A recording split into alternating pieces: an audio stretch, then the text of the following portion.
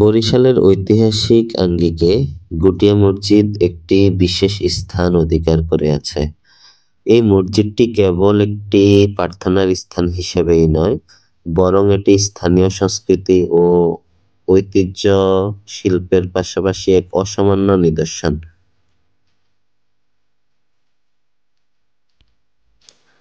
গুটিয়া মসজিদটির নির্মাণকাল নিয়ে সুনির্দিষ্ট তথ্য সীমিত হলেও স্থানীয় ইতিহাস ও লোককথায় এর উল্লেখ পাওয়া যায়। ধীরে ধীরে সময়ের সাথে এটি বরিশালের ইতিহাসের সঙ্গে আত্মসংযুক্ত হয়ে উঠেছে এবং স্থানীয় জনগোষ্ঠীর ধর্মীয় ও সাংস্কৃতিক জীবনের একটি গুরুত্বপূর্ণ অংশে পরিণত হয়েছে।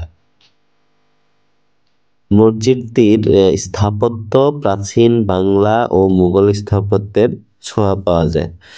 মসজিদের নকশা, গম্বুজ ও ছাদের কারুকাজে সেই সময়ের শিল্প নৈপুণ্যের স্পষ্ট প্রমাণ দেখার মতো। ইট পাথর ও কাঠের সমন্বয়ে তৈরি এই নকশা আজও দর্শনার্থীদের মুগ্ধ করে।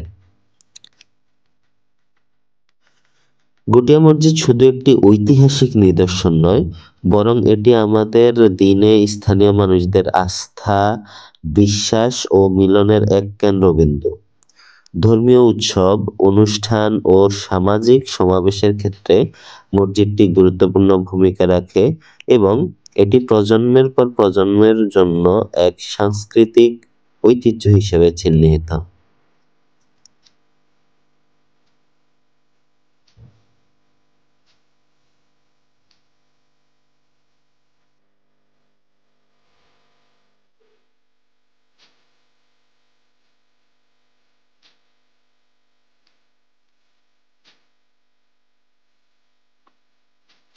এখানে নিয়মিতভাবে ধর্মীয় উৎসব, বিশেষ করে ঈদ ও রমজানের সময় সমাবেশ ও বিশেষ প্রার্থনা অনুষ্ঠিত হয়, যা স্থানীয় জনগোষ্ঠীর ঐক্যবদ্ধতা ও বিশ্বাসের সাক্ষ্য দেয়। সময়ে সময়ে এখানে সাংস্কৃতিক কর্মসূচি, আলোচনা সভা ও ঐতিহ্যবাহী মেলা আয়োজন করা হয়, যা নতুন প্রজন্মকে ঐতিহ্য ও ইতিহাসের সাথে পরিচিত করায়। অনেক গবেষক ও ইতিহাসপ্রেমী এই মসজিদটির স্থাপত্যশৈলী ও ঐতিহাসিক গুরুত্ব নিয়ে গবেষণা চালিয়ে যাচ্ছেন।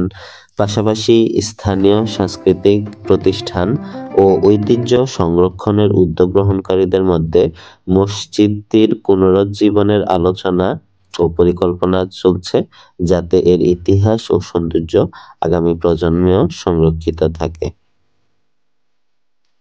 মসজিদটির সাথে যুক্ত নানা লোককথা ও কিংবদন্তি রয়েছে, যা একে আরো রহস্যময় ও আকর্ষণীয় করে তোলে। এমনকি কিছু এলাকার মানুষের মতে, মসজিদটির চারপাশে ছড়িয়ে থাকা ঐতিহ্যবাহী গল্পগুলো এটিকে এক ধরনের আধ্যাত্মিক শক্তি বা আশীর্বাদের নিদর্শন হিসেবে তুলে ধরে। সংক্ষেপে, বরিশালের গুটিয়া মসজিদ শুধু একটি প্রাচীন স্থাপত্যকর্ম নয়, বরং এটি ইতিহাস, সংস্কৃতি ও সমাজের এক সমন্বয়।